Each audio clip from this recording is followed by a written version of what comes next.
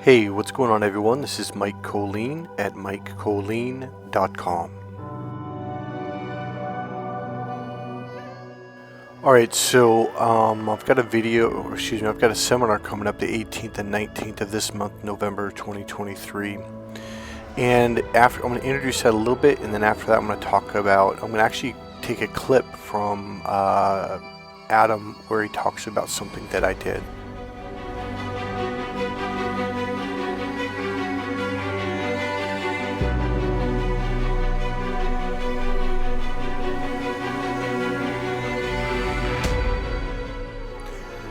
So in one phrase, I can sum up everything that I do in all of my courses to the art of letting go. And these are the techniques that I'm going to be teaching you in the course.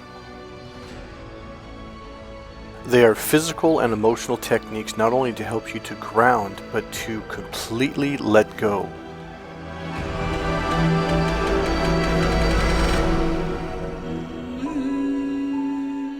Your awareness expands, and there's another thing that begins to shift. It shifts you into a sense of noticing and allowing, which means you're open up and now you can receive. Now this affects every area of your life, from goal setting to manifesting to achieving anything in life, or to experiencing what you want to experience, whether it's a state of love, emotional fulfillment, etc. You have to get to a space of letting go. Once you let go, now you open up and you can experience it, whatever it is that you want to experience.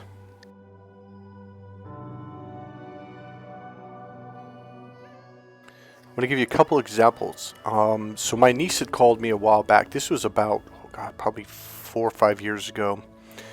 And she said, "Uncle Michael, why is it whenever I really want something I can't have it, even if it's only $5?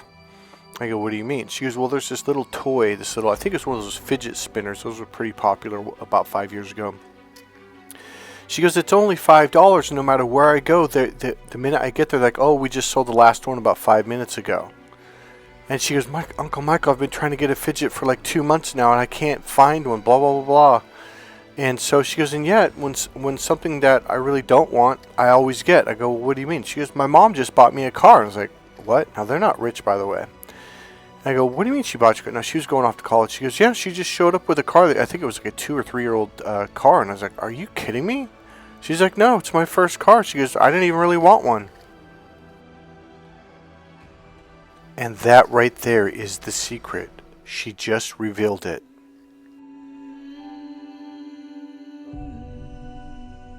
So I kind of giggled and I said, "Well, that's why you got it." She goes, "What do you mean?" I go, "Well, because whenever you're focused on something, you push it away." She goes, "What?" I go, "Whenever you want something really, really bad, you're pushing it away."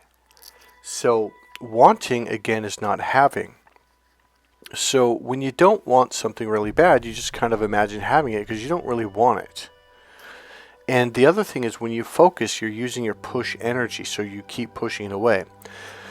One of the things we learned in timeline therapy about setting goals is most people will write their goals down, but they don't imagine having it as if now. And so what happens is, as you get closer to the goal, you push it further out, you push it further out, you get closer to that date, you push it out because you are not imagine having.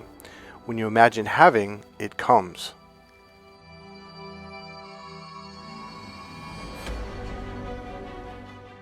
So let's say you own a car or a jacket or a computer or anything.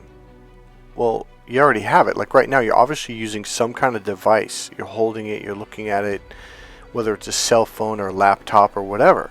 So you already have it. So, all right, here's the thing. So like, I don't sit there and go, "Oh, I want a computer, I want a computer." I already have a computer. It's right here. I'm looking at it. I'm using it right now as I'm talking to you. So I don't walk around going, "Oh, I want a computer, I want a computer, I want a computer." It's like, no, I already have one. So if you get into that same emotional state as if you already have it, it appears.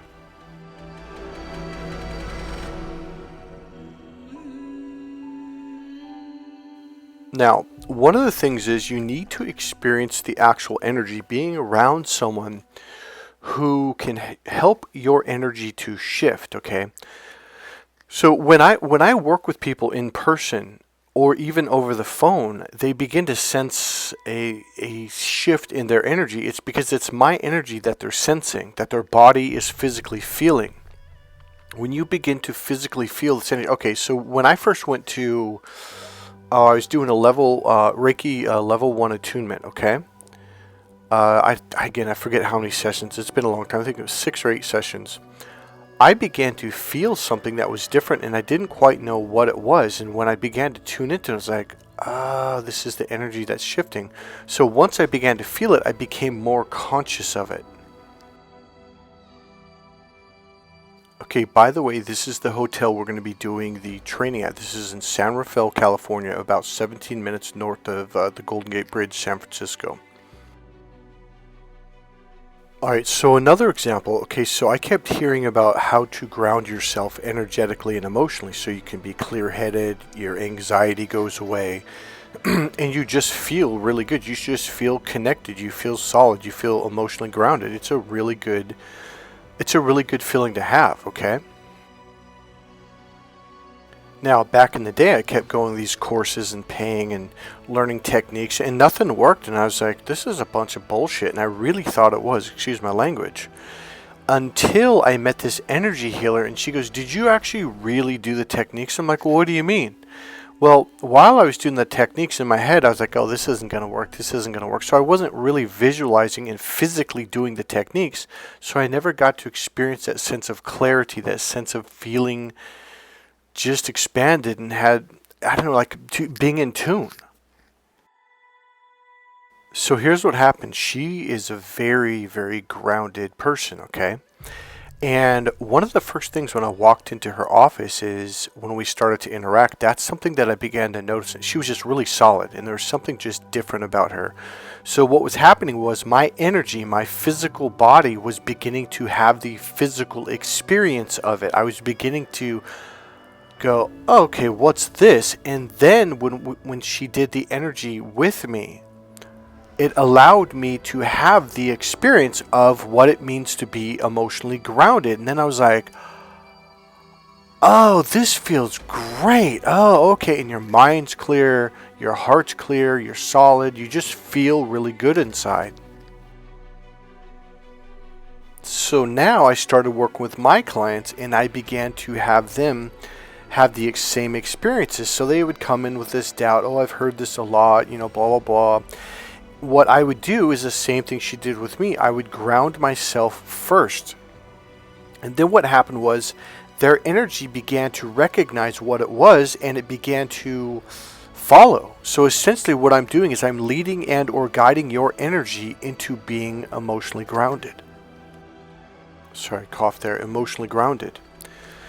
So all of a sudden you begin to believe because you physically experienced it. Now this is the thing about faith. A lot of people don't actually understand faith. Faith is not just to sit there and do nothing. Faith is to go out there and to take action. So you begin to know by physically experiencing things and having these spiritual or energetic experiences. And then you're like, oh, okay, I understand what that is. So for people who haven't physically experienced it, I don't blame them for saying, I'm sorry, but I just think this is a bunch of talk. Because for most people, okay, here's the deal. There's a lot of people walking around talking the talk, but they never have physically done it. They're not walking the walk. So they don't know that they don't know, so they're just saying these words that sound good without having the physical experience. By the way, isn't this hotel beautiful? This is exactly what it looks like. It is completely remodeled inside and out. It is beautiful. I was just there yesterday and I walked through and it is amazing. So I don't know about you, but when I started going to seminars like Tony Robbins seminars, etc., and all the trainings I did, I began to fall in love with hotels, especially the ones that were really, really put together well, like this one is. Again, this is, I think they completed the remodeling 3 months ago or 6 months ago, so it's brand new. Alright, so here's the message. Become a doer. Begin to experience these things that people talk about. Don't just talk about them. Go in and find out. and do it until you get the experience. And I promise you, your whole world perspective will shift. Okay, what I'm going to leave you with here is I took a clip of Adam and me talking, and Adam talks about an energy experience that I did where I shifted the energy of the entire room. It was a big restaurant, BJ's restaurant, San Rafael, and it was mind-blowing for him. So he's had a lot of energy healing experiences with me where now he's in London, and I'll upload those clips again because I've noticed they don't have very many views, like 150 or 200. So I'll upload some of those clips again. So I want to leave you with this clip, and I want to leave you with this message. The energy that you seek is all around you. It's inside you. It's inside everything, okay? All you have to do is learn how to open up. And the way you open up is by learning how to let go. This is why I call it the art of letting go, because there are physical things that you do energetically that will open you up, and then you will connect with the energy. And that's what the first day of this course is all about. It's about you having a physical experience of what it means to let go and open up and tune in and to be emotionally grounded. And to that I say, welcome to your life-shifting experience.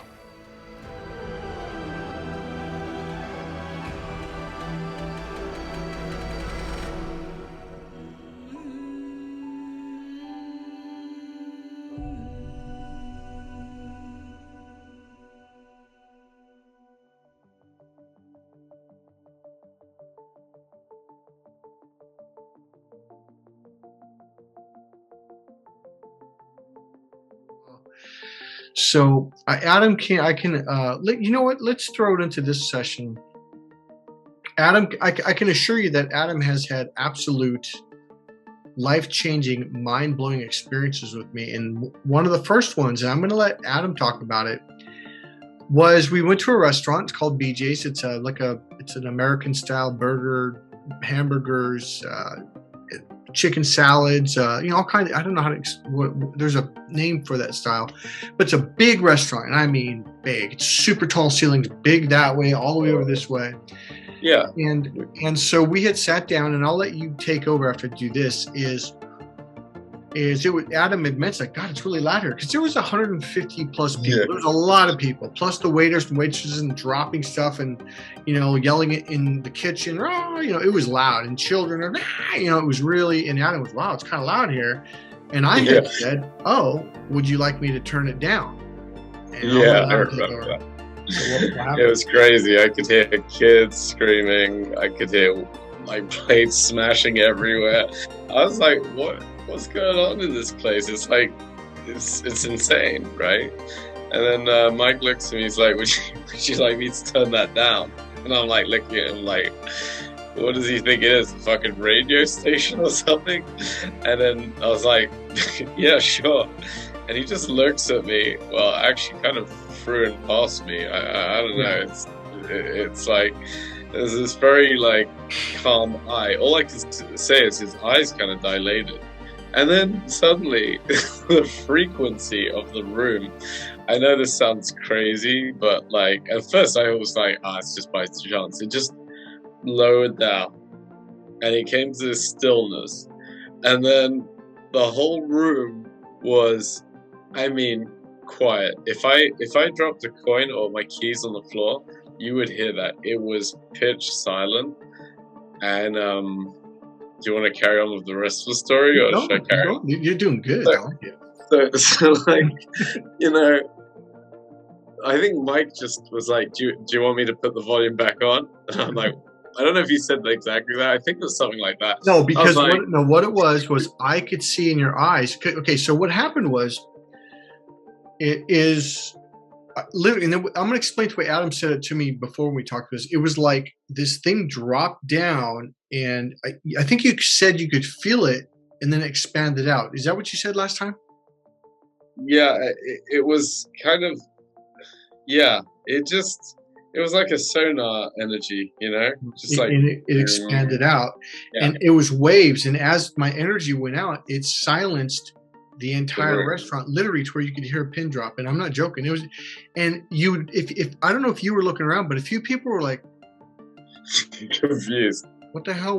Why is it so quiet? Like, what happened? And so I looked at Adam's. What's that? Go ahead. I was too busy being confused myself. Yeah. So I looked at Adam, and I could tell he was thinking, it's just a coincidence. And he didn't say it, but I could tell, like, it's a coincidence that just happened exact same time he did it. And I go, oh, okay. So you think it's coincidence? So do you want me to turn it back up? And he looked at me like, what? Actually, I was like, no, he's fucking crazy, man. He didn't do that.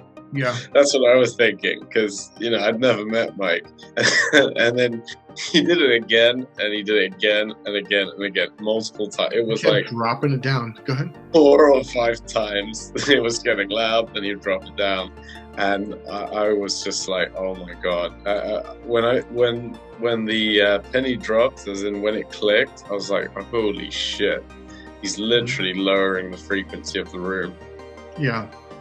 And so I do it with almost anyone I go out to dinner with. They love it. And I did it with Adam. We went to like a Chipotle. It was a burrito shop one day. Then we went to P.F. Chang's one day. And I did it every place because I knew he still had kind of like, I don't know, maybe it's coincidence. And I was like, do you want me to do it again? All right. We went to a Chinese restaurant once, and this girl started skipping along the restaurant, so happy to serve us. I was like, wow.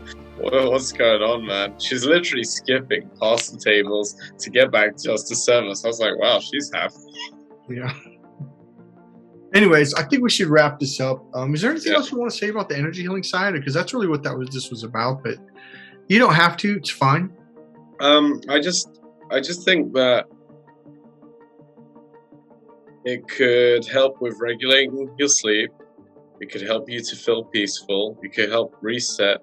It could help with addictions. And I just think it's an amazing thing to do. And I loved it. And it's just a blissful feeling, you know? Mm-hmm. So that's pretty much it. So thank you. So would you, for the emotional healing side of that, would you not only the energy healing, but the emotional healing, would you highly recommend me to people? Yeah, here's the other thing. Like, I keep forgetting that because, you know, when you feel bad and then you feel good, you don't think about feeling bad. So I keep forgetting that I actually was in a terrible state at the time. So that's another thing is, like, if you're in a terrible state, this can really help a lot because... Yeah, even if you're in a bad state, but the thing is, you don't know you're in a terrible state. So sometimes it's like if you have a sense of being stuck in some subject or situation, it's a really good thing to check out with Mike because you're in it, so you don't realize that this is happening to you. Like I completely forgot how bad a state I was in, and because you lived there for decades. Yeah, so now I feel good, and it's easy to say that because I'm feeling it. So yeah, it was a massive shift in my emotion. Yeah, so what I want to leave with you is, if you are going through a really emotionally stressful time, such as a breakup, a divorce, or who knows, if you need help, you can be anywhere in the world. We can connect through WhatsApp, all the other stuff. I can talk you down. And so when I'm talking to you, I will also be using my energy to guide your energy to become emotionally grounded. Okay. There's a lot of times when I didn't do energy healing with Adam, but we've talked on the phone and I did use my energy and you were just, and I just dropped you all the way down and I feel good. You slept like a baby, huh? Yeah. All right. Hey, this is Mike Kollin, MIKE, KOLLIN.com. I'm an elite dating and relationship coach. I'm a personal development coach, life coach. I'm a certified NLP trainer, master hypnotherapist, master practitioner of timeline therapy, Reiki, Huna, pranic healing, consciousness coaching. And there's some other things that I also do. I just want to say thank you guys for listening. I hope you enjoyed this session. And anything you want to say? You want to say goodbye? No, I just want to say thanks for watching and thanks, Mike, for everything you've helped me with so far. And yeah.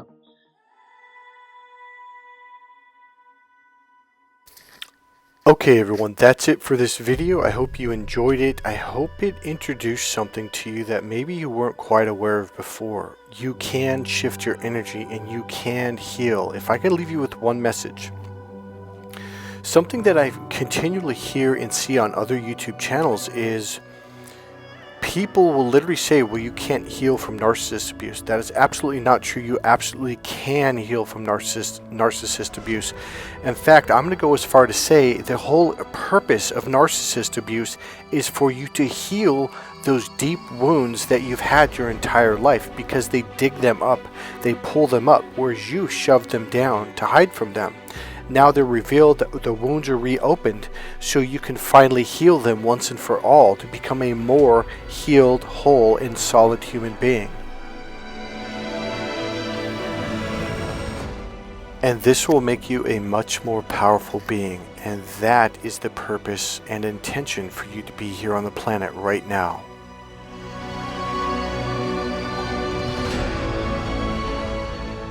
Alright, God bless all you guys. I'll see you guys in the next video, and I will see you at the seminar. It starts November 18th and the 19th of this month, okay?